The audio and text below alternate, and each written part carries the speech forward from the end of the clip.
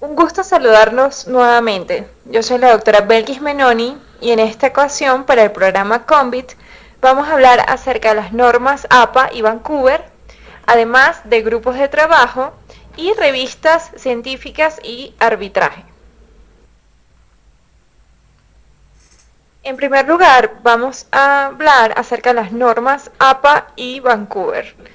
Una vez que ustedes ya han proyectado cómo será su artículo, tienen el tema y están soñando en cómo será su publicación, y luego de que ya saben cómo hacer una correcta búsqueda de información científica y han leído los artículos, entonces ahora vamos a crear nuestro maravilloso artículo científico para su publicación. En esta oportunidad vamos a conversar acerca de las normas APA y Vancouver, que son los estilos más usados para citar referencias en una publicación científica.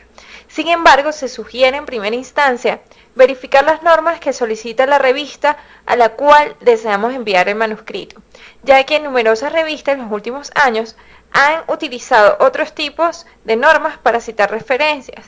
Son ejemplos de ellos el ISO 690 y el MLA, que son otros tipos de normas que, si bien no son ampliamente conocidos, algunas revistas las están adoptando por su facilidad.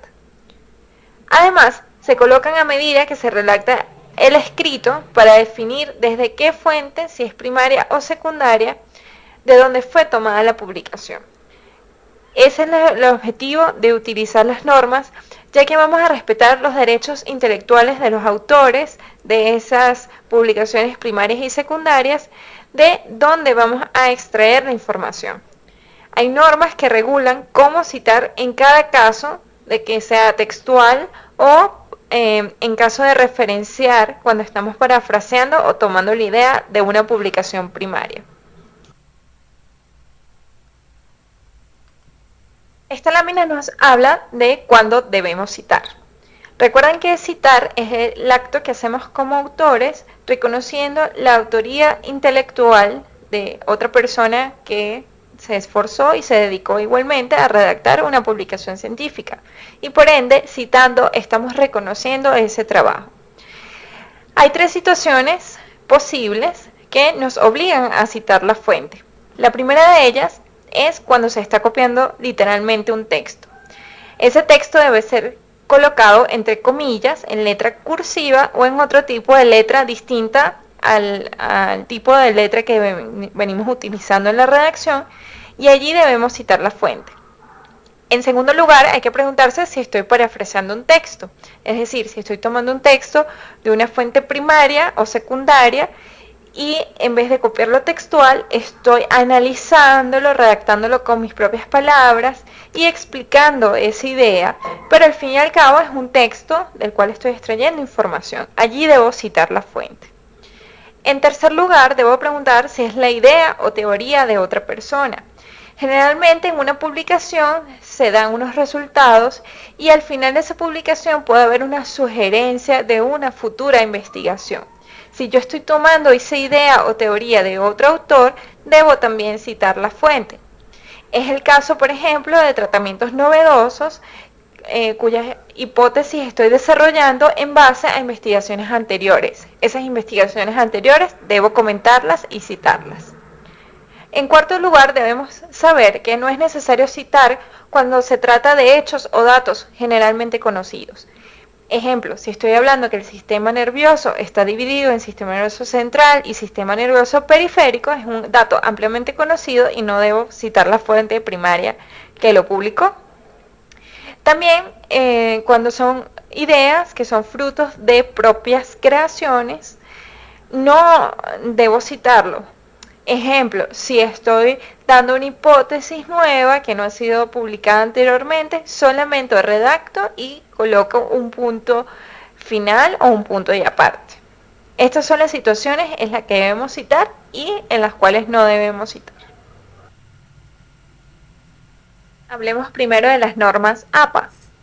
APA es acrónimo de American Psychological Association y es un manual de estilo de elección para escritores, editores, estudiantes y educadores en ciencias políticas y sociales. Originalmente se usó sobre todo en publicaciones que iban destinadas a psicología. Sin embargo, en los últimos años se ha extendido a la comunidad científica y en especial a la médica en otras especialidades distintas a la psiquiatría, ya que este estilo o esta norma de referencia es más personalizada, ya que va a referenciar el autor directamente por su nombre y no con números. Debemos saber que estas normas solamente admiten el tipo de letra Times New Roman y en el texto se utiliza el primer apellido del autor y la fecha de publicación del texto, es decir, es una referencia personalizada. Las normas explican cómo citar según el tipo de fuente, si es un libro, un artículo, periódico, etc., y dónde se extrajo la información.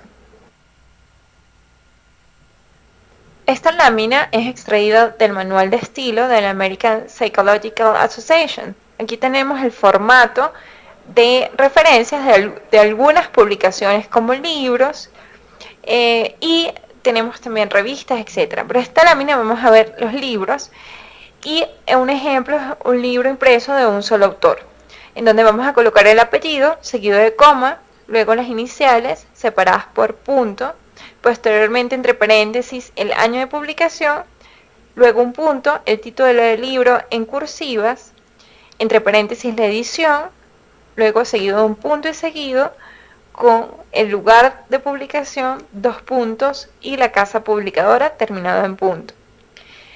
Le estoy en conjunto a esta presentación dejando unas lecturas recomendadas donde va a estar el manual tanto del APA como de las normas de Vancouver para que ustedes a la hora de citar sus referencias puedan ubicar qué tipo de publicación específicamente es, ya que cada una tiene un formato particular.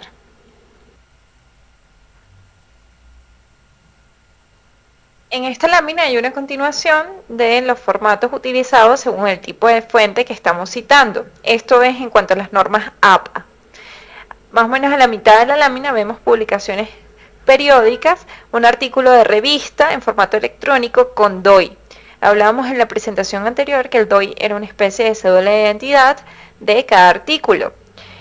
Entonces, si lo vamos a citar de acuerdo a las normas APA, colocamos el apellido del autor seguido con las iniciales en mayúscula, con puntos cada una de las iniciales, esta separado del apellido por una coma, luego colocamos entre paréntesis el año de publicación, seguido por un punto, luego el título del artículo en la misma letra con la que estamos utilizando para la redacción, luego un punto, luego el título de la publicación, esto sí es en cursiva, es decir, la revista donde está ese artículo, seguido con coma del volumen, luego entre paréntesis el número, luego una coma y las páginas totales que tiene ese artículo, seguido de punto y luego el DOI, seguido de 2 puntos y luego colocamos el DOI de ese artículo.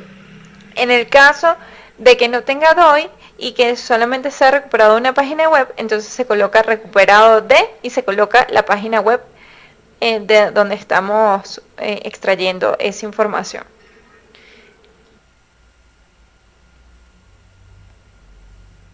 Recuerden que anexo a esta presentación están unas lecturas recomendadas que son los formatos de las normas API de Vancouver para que las puedan utilizar con mayor detenimiento a la hora de citar artículos cuando estén redactando su propia publicación. Pero les quiero comentar cómo hacer citas y referencias de acuerdo a las normas APA en primera instancia y posteriormente con normas de Vancouver. Así que, ¿cómo citar? Este es un ejemplo con normas APA. Acá los autores utilizaron un párrafo textualmente de otra fuente. Es decir, comenzaron con un párrafo, en el ejemplo 1, comenzaron con un párrafo y luego colocaron textualmente, entre comillas, una información. Fíjense que al finalizar las comillas colocaron entre paréntesis el apellido del autor, seguido de una coma, seguido del año, una coma y luego la página de donde extraen la información. luego cierran paréntesis y colocan un punto. Esto es un ejemplo de cómo colocar los datos al final de la frase citada. En el ejemplo 2, entonces colocan un párrafo, están redactando, pero dentro de ese mismo texto dicen que el autor en el año, entre paréntesis, afirma que, entonces abren comillas y colocan textualmente lo que está en la publicación y luego cierran comillas y posteriormente colocan entre paréntesis la página seguida de un punto. Entonces, esto es una cita dentro del texto, ¿ok? En el primer ejemplo teníamos cómo citarlos al final de una frase y en este segundo ejemplo tenemos cómo citarlo al principio de la frase. Bien.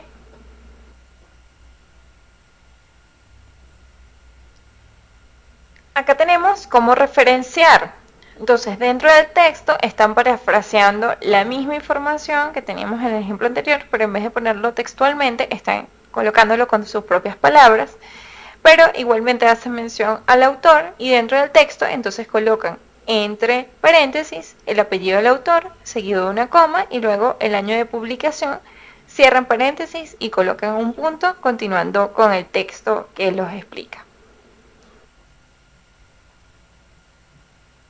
Debemos tener en cuenta que las normas de Vancouver son resultado de la reunión de editores de revistas médicas realizadas en Vancouver, en Canadá, en el año 1974, y no solamente definieron cómo establecer las directrices sobre el formato que debían tener los manuscritos enviados a las revistas médicas, sino también todo el formato de referencias, el rigor médico que debían tener los manuscritos al ser enviados a la revista. Definieron que las letras usadas deberían ser Times New Roman, Verdana o Arial y que la numeración de las citas es según el orden de aparición en el texto, utilizando números arábigos. Poseen 35 ejemplos de cómo realizar referencias. En esta lámina vamos a ver ejemplos de cómo citar según normas Vancouver. El primer ejemplo es cita directa, en la cual colocamos el párrafo textualmente entre comillas y finalizando las comillas, entonces colocamos el número entre paréntesis, corchete o subíndice, referenciando de dónde viene esa cita textual. La cita indirecta, en cambio, no vamos a colocar entre comillas el texto, vamos a colocar la mención de la idea del autor con las palabras con las que él escribe, pero la vamos a colocar después del primer apellido del autor, seguido del número de la referencia, ¿ok? Como el ejemplo, Londoño, número de la referencia entre corchetes o entre paréntesis, la mortalidad infantil conduce a empeorar la calidad de vida de Medellín. Ambas opciones son valederas para citar según las normas de Vancouver. En esta lámina tenemos cómo referenciar según las normas de Vancouver. En este ejemplo tenemos 3 párrafos conformados por varias frases tomadas de varias referencias. En el primer párrafo vemos cómo la referencia 1 es citada dentro de paréntesis. Posteriormente siguen unas frases tomadas de los artículos 2 y 3. Entonces, vamos a referenciar según el orden de aparición dentro del texto con números. Vemos aquí que no podemos identificar quiénes son los autores, al menos que pasemos entonces a la sección de referencias bibliográficas, donde sí se ordenan con números arábigos del el 1 en adelante, y vemos entonces las características de los autores, el título, de dónde fue obtenida la información, año de publicación, etcétera. En cambio, en las normas APA sí vamos a tener dentro del texto los autores y en la sección de referencias más bien van a ser ordenados por el lugar alfabético que le corresponde. Acá tenemos un cuadro comparativo entre las diferencias de las normas APA y Vancouver. Las normas APA son utilizadas en investigaciones científicas como psicología, educación, ciencias políticas y sociales, como se lo mencioné anteriormente, mientras que las normas de Vancouver se utilizan fundamentalmente desde sus orígenes en investigaciones de biomedicina. Las referencias de las normas APA presentan el autor, el año de publicación, el título en itálica, lugar y casa publicadora, y las referencias no se enumeran, sino que van a ser ordenadas de acuerdo al orden alfabético de los autores. Si yo tengo un párrafo donde tengo autores como Menoni, luego Blanco y luego Rodríguez, voy a colocar en las referencias bibliográficas de primero el Blanco por ser el primero por orden alfabético. ¿Okay? Después el Menoni y después el Rodríguez, independientemente del orden en el que salgan dentro de la publicación. En cambio, las normas de Vancouver establece que las referencias deben ser enumeradas consecutivamente, siguiendo el orden en que se mencionan por primera vez en el texto, utilizando números arábigos, entre paréntesis, corchetes o subíndice, puede ser superíndice en algunas revistas. Es necesario que vean cómo lo utilizan la revista a la cual quieren enviar su manuscrito. Las normas APA se pueden abreviar las palabras, en cambio en las normas de Vancouver se deben evitar las abreviaturas.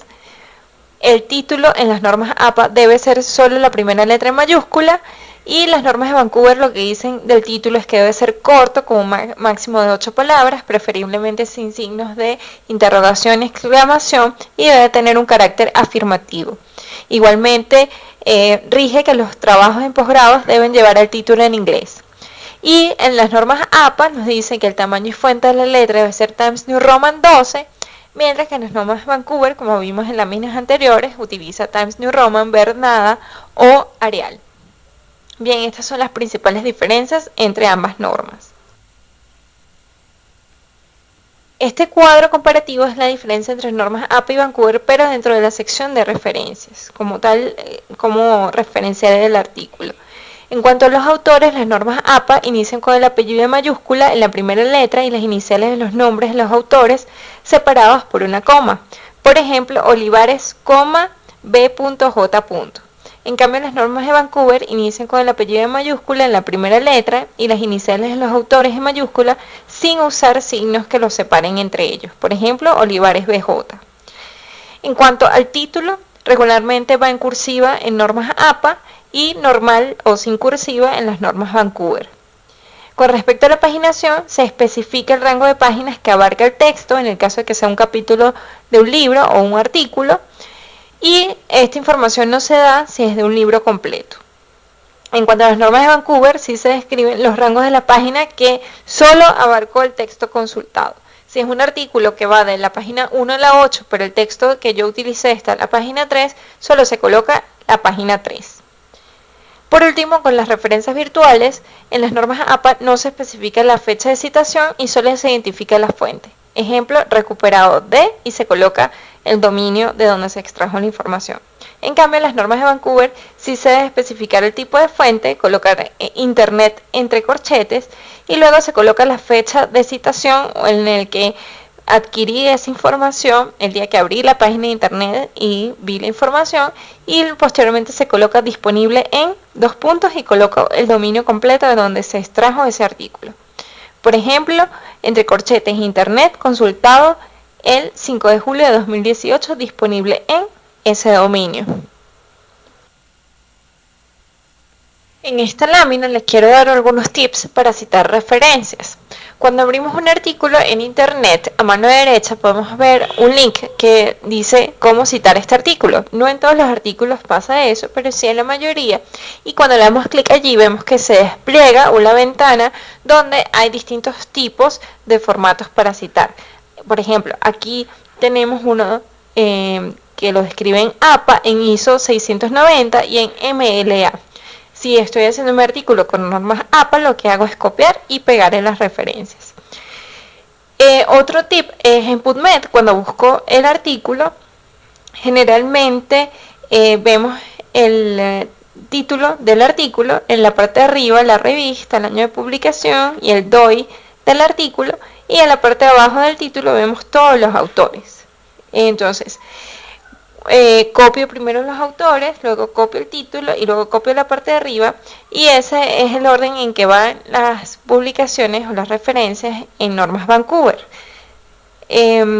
Si este artículo tiene más de 6 autores, lo que hago es colocar et al, que significa otros en latín, tanto en normas APA como en normas de Vancouver.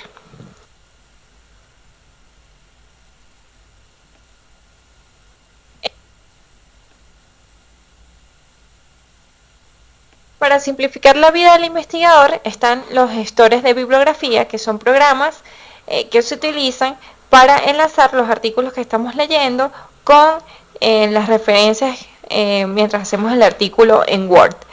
Algunos de ellos son más simples, otros más complejos, y lo que hacen es crear una base de datos de los artículos que estemos leyendo, que estemos utilizando, y podemos colocar las referencias en el orden, bien sea en que aparecen como Vancouver o según el apellido.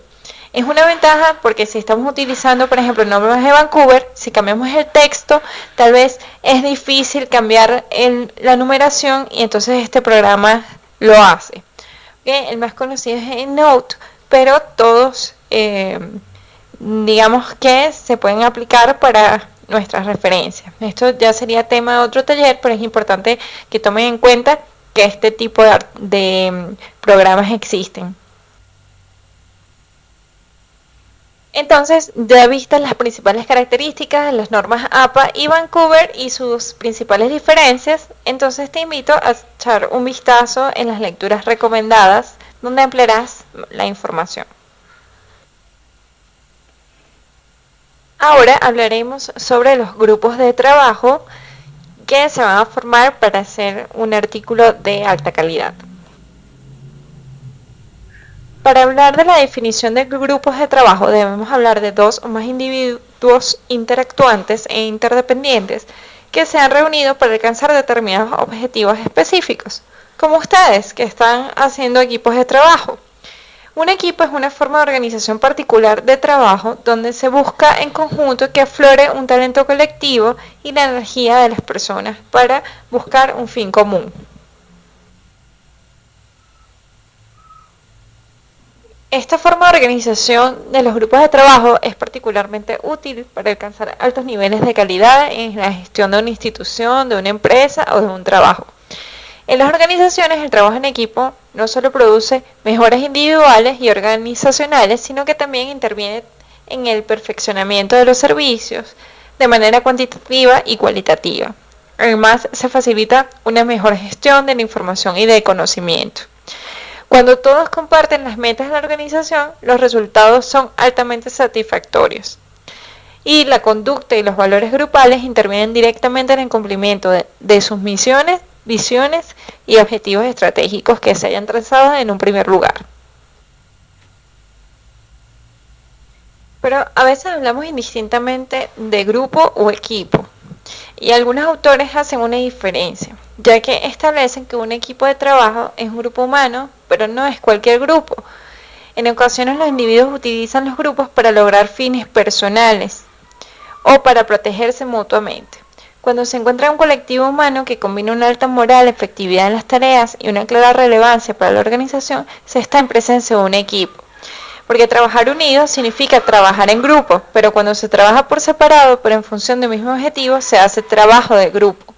Por eso es que el equipo trabaja en conjunto para un mismo fin y para alcanzar un objetivo grupal y no personal. Aquí vemos algunas diferencias entre grupo de trabajo y equipo de trabajo. Vemos que en el grupo de trabajo hay un liderazgo fuerte e individualizado, hay una responsabilidad individual. La formación de un grupo de trabajo ocurre a partir de una creación o instalación y marca su acción dentro del objetivo global de una organización. Sus resultados son vistos como una suma de un esfuerzo individual. El trabajo colectivo se considera como algo inevitable o incluso un mal necesario. Los conflictos se resuelven por imposición o por evasión. Puede ser de un jefe que imponga en un grupo las normas a seguir. Se encuentra centrado principalmente en una tarea y no reconoce diferencias de valores, juicios e incompetencias entre sus miembros. En cambio, en un equipo de trabajo hay un liderazgo compartido, hay responsabilidades individuales y colectivas.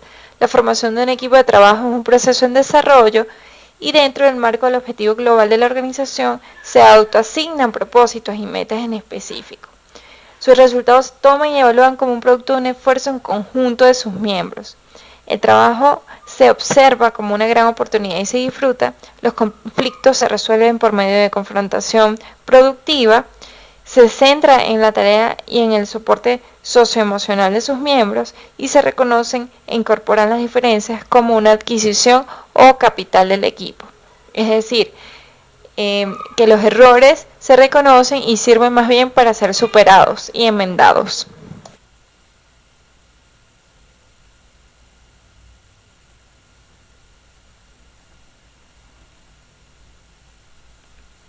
En cuanto a la primera etapa, aquí vemos las etapas de formación de los equipos. La primera de ellas es formación, posteriormente la tormenta, posteriormente la normalización, luego desempeño y por último la disolución o dispersión del equipo. En cuanto a la primera etapa de formación, esta se realiza con respecto a un propósito, una estructura y un liderazgo.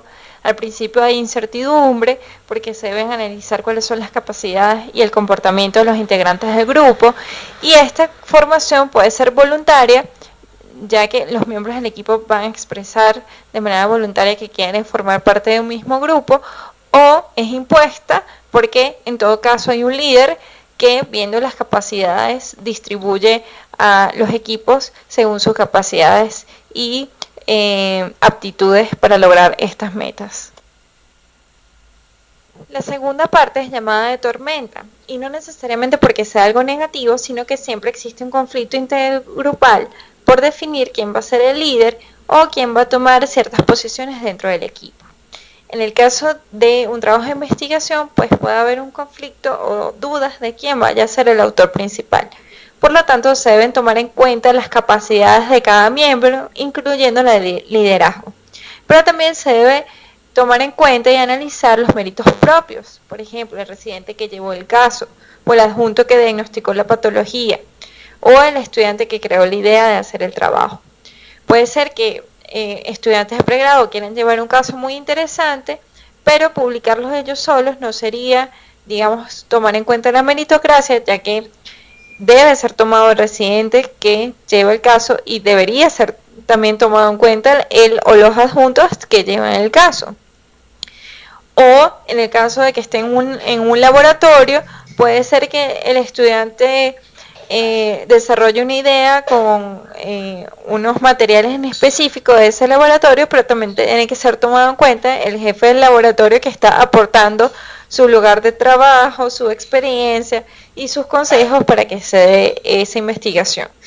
Entonces, en el caso de un trabajo, el jefe que contrató a los empleados es el líder. Pero en el caso de un trabajo de investigación, pues tal vez es difícil definir quién va a ser el líder o el autor principal. También debe ser tomado en cuenta la jerarquía institucional, que es importante pero no imperativa. Es decir, si estamos en una institución y el jefe de ese departamento o del laboratorio participó en la investigación, pero no es el autor principal, se debe poner de último en los autores. Porque usualmente, y esto es algo que se estila, es colocar todos los autores y de último el autor que representa el investigador más antiguo o la cabeza de la institución suele ponerse al final.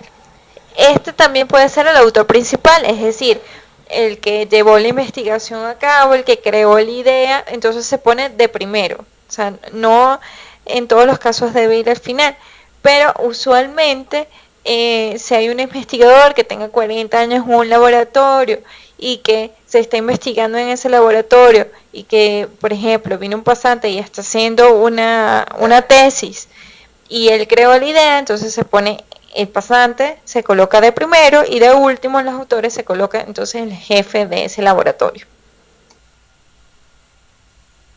Luego viene la etapa de normalización, donde ya las relaciones se hacen cercanas y hay cohesión. Se fomenta la unidad y la camaradería, hay un ambiente cordial, profesional y respetuoso, y se considera el trabajo y el tiempo de cada integrante. Normalmente ya está definido cuál es la capacidad y cuáles son las obligaciones, deberes y derechos que tiene cada miembro del equipo. En cuarto lugar está el desempeño. Es cuando empieza a funcionar la estructura del equipo, se delegan funciones, se desarrolla el trabajo y los miembros del grupo se conocen y comprenden su ubicación dentro del equipo. Y además se obtienen los resultados esperados. Por último viene la disolución o dispersión del equipo. Es cuando ya finaliza el grupo de trabajo y una vez obtenido el resultado del grupo se disuelve. También puede ocurrir cuando hay discrepancias en el grupo y deciden disolverse. Pero normalmente ya cuando se establece la meta, entonces este equipo se disuelve. Puede ser que en un futuro se vuelva a formar, pero digamos que ya cuando finalizó la meta, no hay más equipo. También debemos tomar en cuenta los factores que afectan el equipo. El primero de ellos es el tamaño, porque no es lo mismo un equipo conformado por 3 personas a que por 7 u 8 personas. La comunicación tal vez va a ser más efectiva con un grupo más pequeño que con uno más grande, que puedan haber problemas de comunicación, a lo mejor no se pueden reunir todos por la carga horaria, etcétera. Eso debe ser tomado en cuenta para el comportamiento del equipo. Otros son los roles que va a tener cada quien dentro del equipo. Es importante saber las obligaciones y las responsabilidades porque todos deben ser distribuidos por igual. No es posible que uno tenga más carga que el otro. Las normas que son, digamos, las obligaciones y los deberes que cada miembro del equipo debe cumplir. Algunas son normas implícitas y otras explícitas. Las normas implícitas son aquellas escritas de manera formal que todos deben leer y conocer para poder ejecutar ciertas funciones. Y hay normas explícitas que están tácitas. Por ejemplo, el respeto del equipo. O sea, un autor debe respetar las ideas del otro, tener una buena comunicación, eso está tácito, eso no tiene por qué estar escrito porque se supone que deben haber unas normas mínimas de convivencia. En cambio, las implícitas son normas escritas, por ejemplo, las normas de autor, que todos deben cumplir para poder ser un autor dentro del artículo. Y ya hablaremos de ellas más adelante. Lo otro es las metas. La meta debe estar bien definida para que todos tengan en cuenta cuál es el objetivo. Nuestra meta, en el caso del programa COVID, es la meta de publicar el caso clínico. También está la cohesión, cuál es la unidad y la comunicación del grupo, eso también es importante para el comportamiento del mismo. Además del liderazgo, establecer quién es el líder, que sepa llevar las riendas verdaderamente del equipo, que sepa visualizar cuáles son las fortalezas y las debilidades del equipo y mejorarlas. Y lo otro es el ambiente externo, porque pueden haber ciertas influencias de la parte externa, por ejemplo, un familiar que se enferme o una materia o clases que, por ejemplo, interfieran en las reuniones o por horario en las reuniones del equipo, entonces todo esto puede afectar el comportamiento del mismo. Hay varios puntos que deben ser tomados en cuenta en la conformación del equipo de trabajo. En primer lugar, los grupos pueden ser homogéneos o heterogéneos. Los grupos homogéneos son cuando sus miembros tienen necesidades, motivos, conocimientos y personalidades muy similares. Por ejemplo, los estudiantes de medicina. Los heterogéneos no presentan estas similitudes.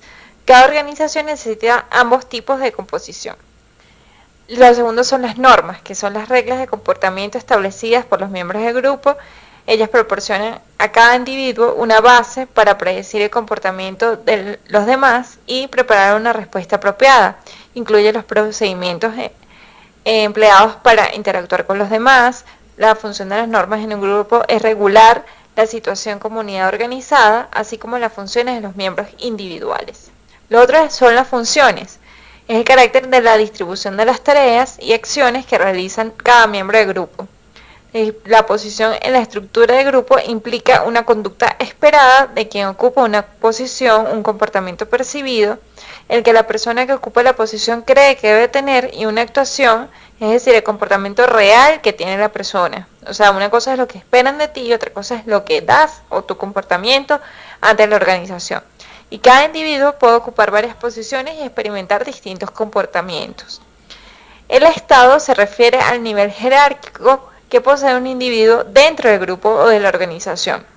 Los individuos tratan de obtener y mantener cierto nivel alcanzado. Lo otro es la cohesión, es la fuerza que integra al grupo y se expresa en la solidaridad y en el sentido de pertenencia al grupo. Cuanto más cohesión existe, más probable es que el grupo comparta valores, actitudes y normas de conducta comunes. Existen roles dentro de un equipo de trabajo. Dentro de estas capacidades que hoy conversamos, cada individuo puede ser o creador, innovador, o explorador y promotor, asesor y desarrollador, impulsor y organizador, finalizador y productor, controlador e inspector, defensor y mantenedor, reportero o consejero y vinculador. Entonces, un individuo dentro de un equipo de trabajo puede tener varias capacidades, o sea, un individuo, por ejemplo, el que crea la idea, puede innovar la idea, pero también puede ser el que mantenga o defienda la misma. Y puede ser vinculador en el sentido de buscar las personas que van a integrar el equipo de trabajo y mantenerlas vinculadas. ¿Okay? Una misma persona puede tener varios roles dentro de un equipo de trabajo.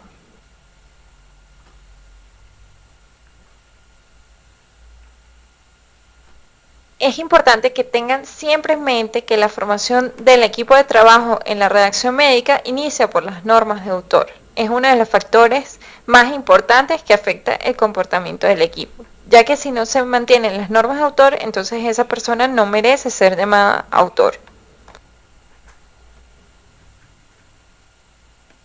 Las normas de autor son establecidas por el International Committee of Medical Journal Editors, en una sección denominada ¿Quién es un autor?, donde especifican que las contribuciones sustanciales en la concepción y diseño del trabajo, en la adquisición, análisis e interpretación de los datos para el trabajo deben ser realizadas por todos los autores. Además, debe redactar el trabajo, revisarlo críticamente para aportar contenidos intelectualmente importantes, aprobar la versión final del manuscrito y debe acordarse entre las partes que todos son responsables de todos los aspectos del trabajo, son capaces de responder preguntas relacionadas a la precisión e integridad de cualquier parte del trabajo. Es decir, que un revisor le pregunta no solamente al autor principal, sino a cualquier autor, y este debe ser capaz de responder preguntas, de defender resultados, de explicar cómo se hizo cualquier parte del trabajo. A eso lo llamamos autor. El que no cumple las normas de autor a cabalidad no debe ser llamado autor dentro de un trabajo de investigación.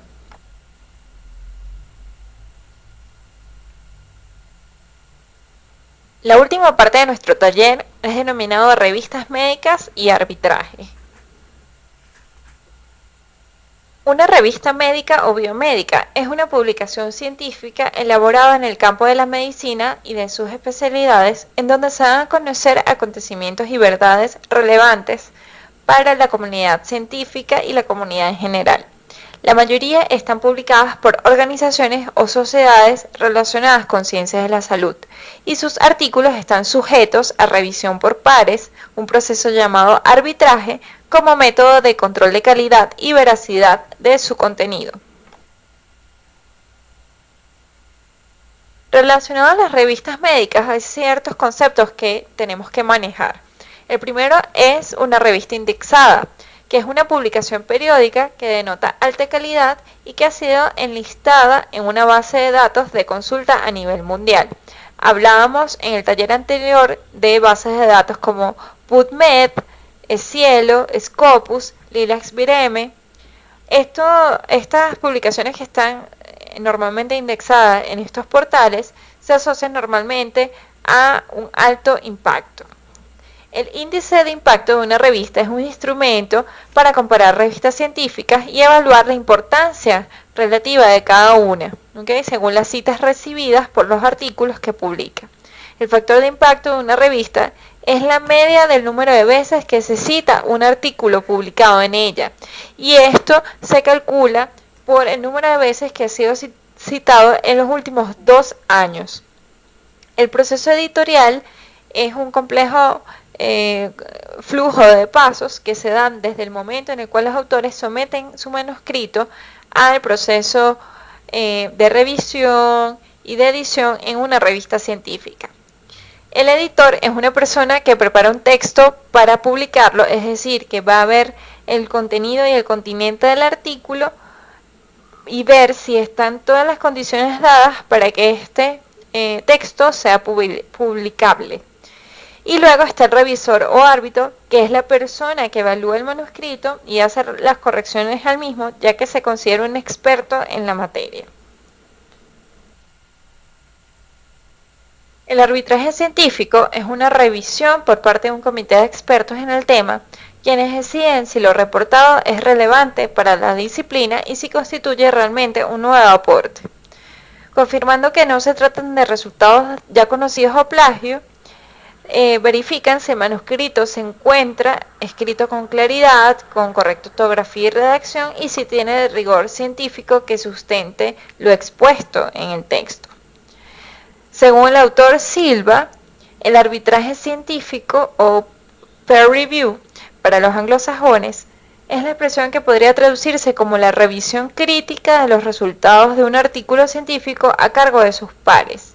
Abarca la actividad de revisores y editores y se ocupa de determinar si un trabajo merece o no ser publicado, financiado o admitido en una conferencia arbitrada. Siendo así, la condición de creador científica alcanza la condición de proceso social y no individual. Es decir, que de un grupo, un equipo de trabajo o de un autor, sería un ente individual, va a pasar a exponerse ese contenido a la comunidad científica. La revisión por pares ayuda a validar la investigación, establece un método mediante el cual puede ser evaluada y aumenta las posibilidades de establecer contactos dentro de las comunidades de investigación. Pese a las críticas de revisión por pares, porque dicen que son igualmente personas que están evaluando un artículo, sigue siendo el único método ampliamente aceptado para la validación de la investigación. La revisión por pares ha sido parte formal de la comunicación científica desde que aparecieron las primeras revistas científicas hace más de 300 años.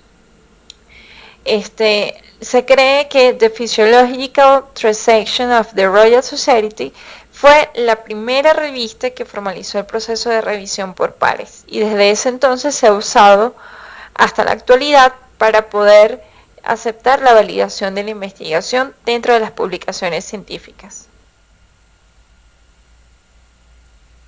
Hay 4 tipos de revisión por pares. La primera es la revisión simple ciego, en donde los revisores se ocultan al autor. O sea, el autor no sabe quiénes son los revisores de su documento, pero los revisores sí saben quiénes son los autores. Esto es un método tradicional de revisión, ¿okay?, donde el anonimato del revisor permite tomar decisiones imparciales. Esto sería una ventaja. Y los revisores no pueden estar influenciados por el autor, porque estos no se pueden comunicar directamente con ellos, porque no saben quiénes son.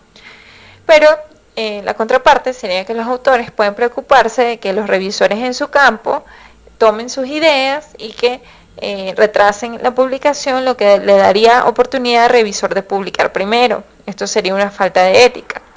Los revisores podrían usar su anonimato como justificación para ser innecesariamente críticos o duros al comentar el trabajo de los autores.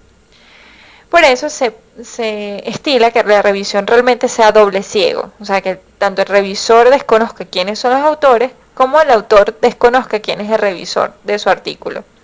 El anonimato va a evitar que el revisor tenga prejuicios, por ejemplo basados en el país de origen o por trabajos anteriormente controversiales, y también los artículos escritos por autores célebres y de prestigio se van a valorar realmente por su contenido y no por la reputación que hayan tenido.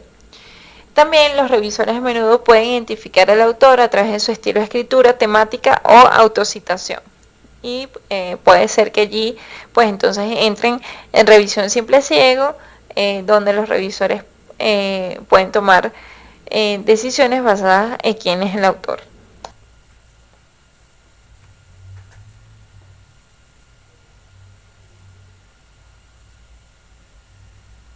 El otro tipo de revisión es la revisión abierta, que tanto el revisor como el autor se conocen. Algunos creen que es la mejor forma de evitar comentarios maliciosos, impedir plagios, evitar que los revisores sigan su propia agenda y promueven las revisiones abiertas y sinceras, y otros consideran que la revisión abierta como un proceso menos sincero, en el que la educación o el miedo a las represalias puede ser determinante y hacer que el revisor se niegue a criticar o modere el tono de las críticas. Y por último está la revisión por pares más transparente, que los revisores desempeñan un papel fundamental en las publicaciones académicas. Sin embargo, sus contribuciones con frecuencia se mantienen ocultas. En la actualidad, 3 revistas del Elsevier publican archivos de revisión complementarios junto a los artículos de Science Direct. Reconoce la importante función de los revisores y enriquece los artículos publicados y mejora la experiencia de lectores. Una vez que conocemos cómo es el arbitraje, vamos a explicar un poco cómo es el proceso editorial. El comité editorial de una revista, una vez comprobado que el artículo cumple con las normas relativas al estilo y contenidos indicados en las normas de los autores en esa revista, le enviará ese documento a 2 expertos revisores que son anónimos y ajenos al comité editorial, según el modelo doble ciego. La valoración incidirá en el interés del artículo, su contribución al conocimiento del tema tratado, las novedades aportadas, la corrección de las relaciones establecidas, el juicio crítico desarrollado, las referentes bibliográficas manejadas, su correcta redacción, entre otros, indicando recomendaciones y si las hubiera para su posible mejora y posterior publicación. El comité editorial generalmente está conformado por un editor en jefe y editores asociados. Entonces, una vez recibido el manuscrito, el editor en jefe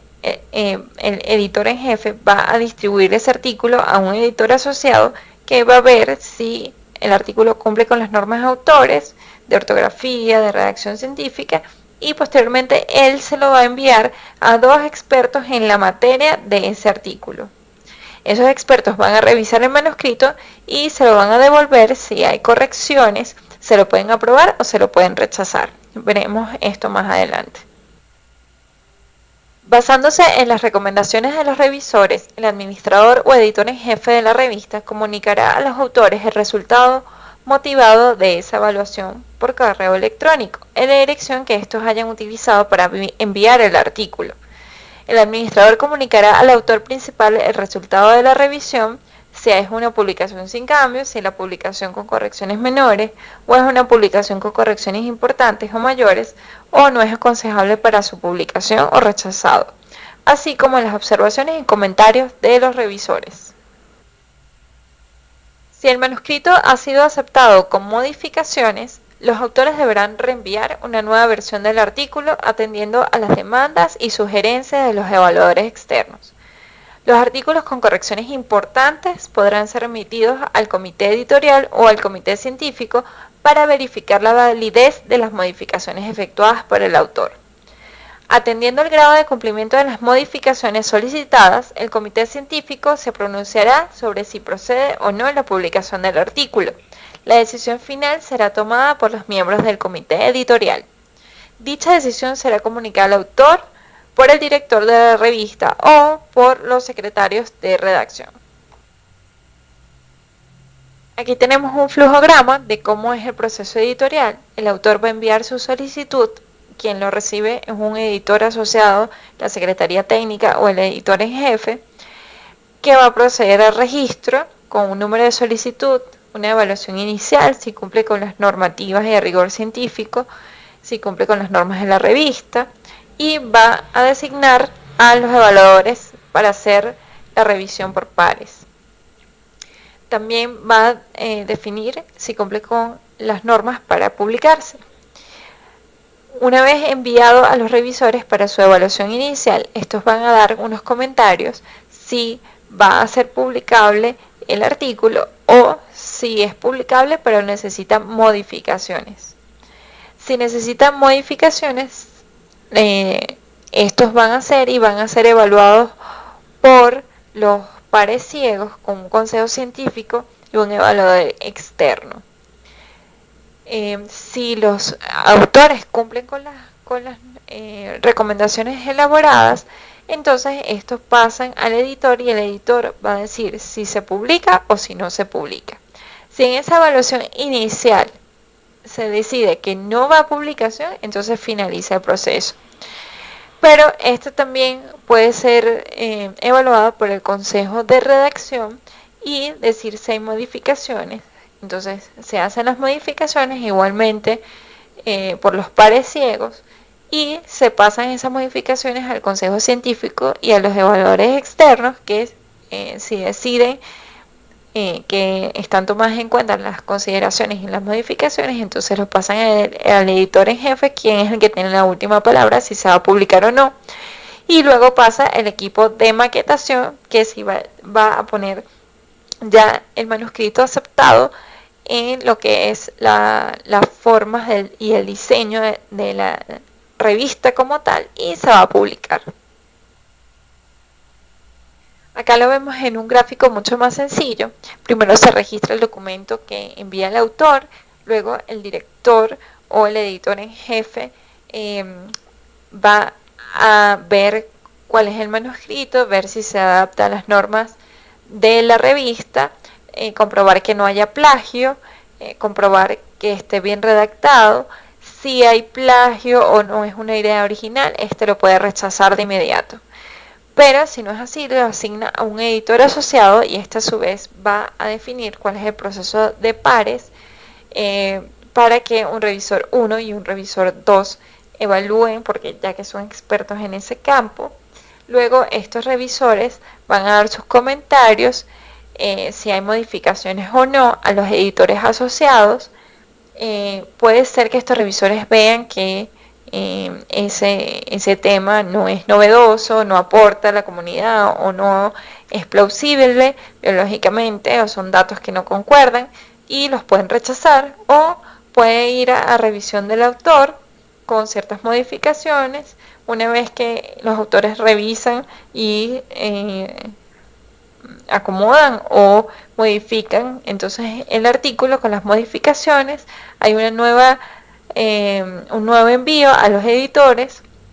Este editor va a verificar si el autor cumplió con las modificaciones, va a hacer una nueva revisión del autor y si ve que algunas de las modificaciones no están hechas, entonces se lo vuelve a enviar al autor para que sea revisado una vez más.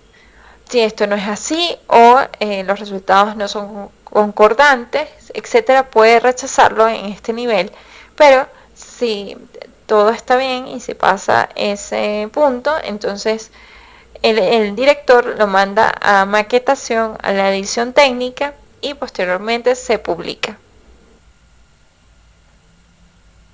Acá vemos lo que les comentaba del proceso de maquetación editorial. Ya esto es un proceso interno de la revista. Normalmente lo hace un editor o un secretario de maquetación, donde hay una fase de cuidado editorial que se revise una vez más el concepto o la técnica, la corrección del estilo, de las fuentes, si es en Vancouver, si está en Times New Roman o el Arial, comprobar que no esté en otra letra, que no haya plagio, la revisión del autor o traductor, la ilustración y la cubierta de la revista, y hay una fase de producción editorial donde hay un diseño y diagramación, luego la lectura y las correcciones de pruebas. Generalmente se envía a un editor externo para que lea a ver si no hay ningún error, se elabora el índice alfabético y se hace la reproducción, bien sea el fotolito, la impresión y la encuadernación si va a ser impreso, y luego se hace la distribución y venta.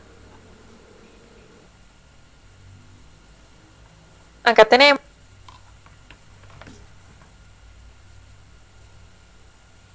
muchas revistas respetadas cumplen con este proceso editorial y básicamente las revistas más nuevas, las revistas latinoamericanas o las revistas de estudiantes tratan de imitar estos modelos para hacer lo más confiable posible y publicar artículos de una alta calidad. Las revistas médicas más reconocidas en el mundo son estas: New England Journal of Medicine, la Harvard Health Journal, la American Journal of Preventive Medicine, Nature, Drug Safety, The Lancet y Preventive Medicine.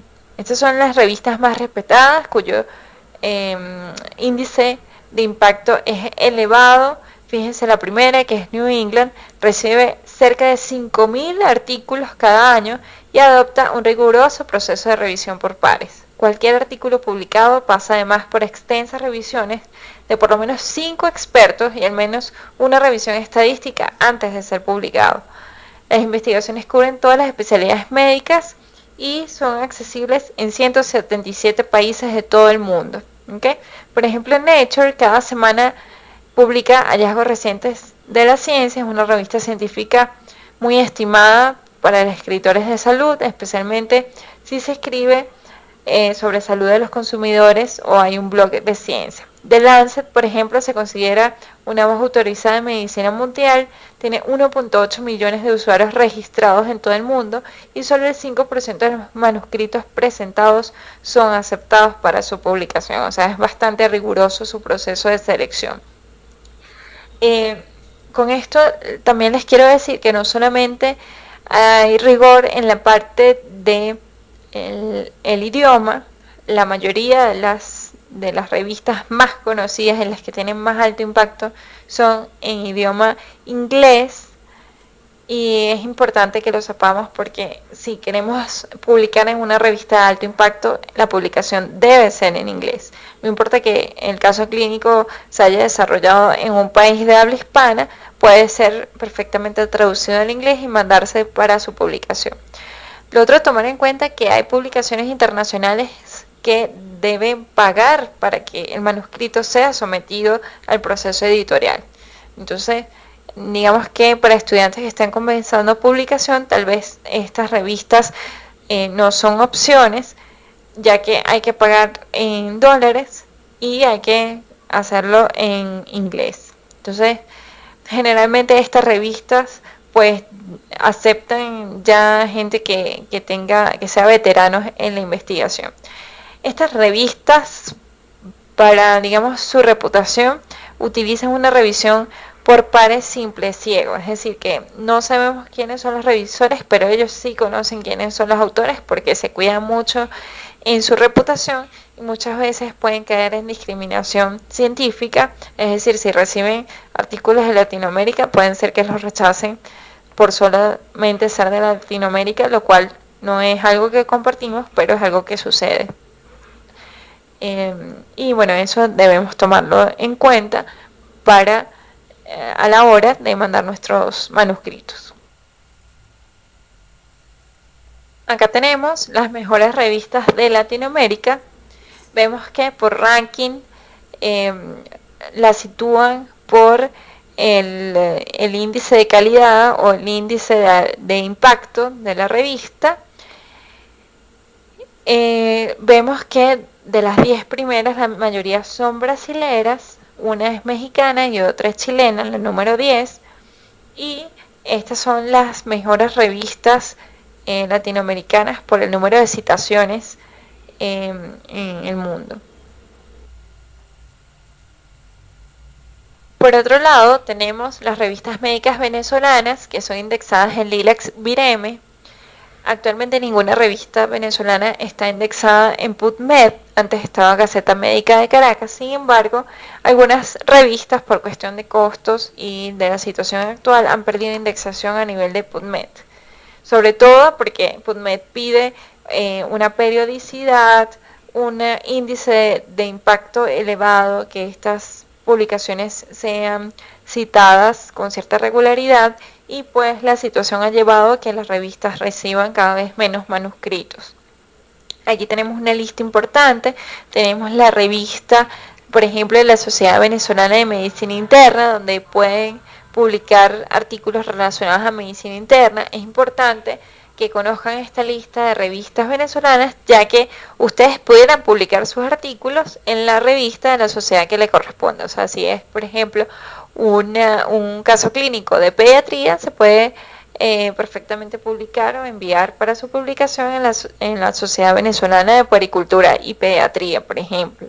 Es una muy buena opción para comenzar como estudiantes. Lo otro son las revistas estudiantiles, aquí no está en la lista, pero en nuestro país tenemos Acta Científica Estudiantil, dirigida por los estudiantes de la Sociedad Científica de Estudiantes de Medicina de la UCB.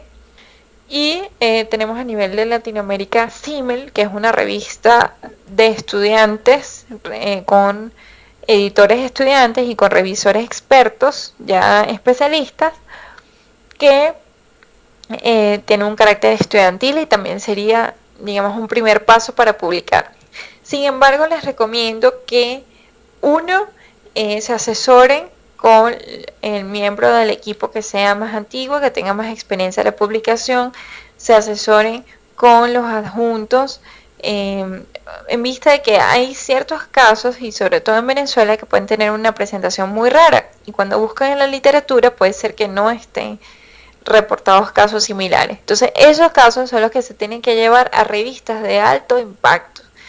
Y puede ser que haya un caso clínico que ustedes no conozcan realmente cuál es la relevancia y en qué revistas se deba publicar. Entonces, es por ello que les recomiendo que siempre le pregunten al autor con más experiencia para poder encaminar la publicación a la mejor revista posible.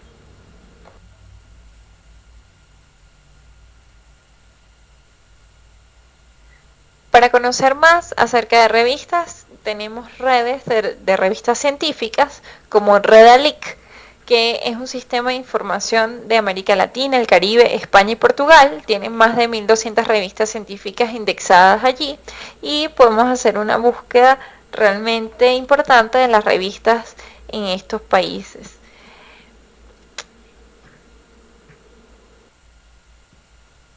Con todo lo aprendido en los talleres, es hora de ponerse a trabajar. Creen un excelente equipo con excelentes propuestas, proyectos, tienen una excelente oportunidad. Estamos a su disposición para asesorarlos y espero que estos talleres hayan sido de mucha ayuda y de mucho crecimiento tanto personal como profesional para ustedes. Mucha suerte en sus trabajos. No me queda más que agradecerles por su atención y recuerden que no podemos resolver problemas pensando de la misma manera que cuando lo creamos, según nuestro querido amigo Albert Einstein. Por lo tanto, ya tienen mucha información valiosa aprendida y por lo tanto vamos a empezar desde cero a hacer nuestros trabajos. Mucha suerte y estamos a la orden.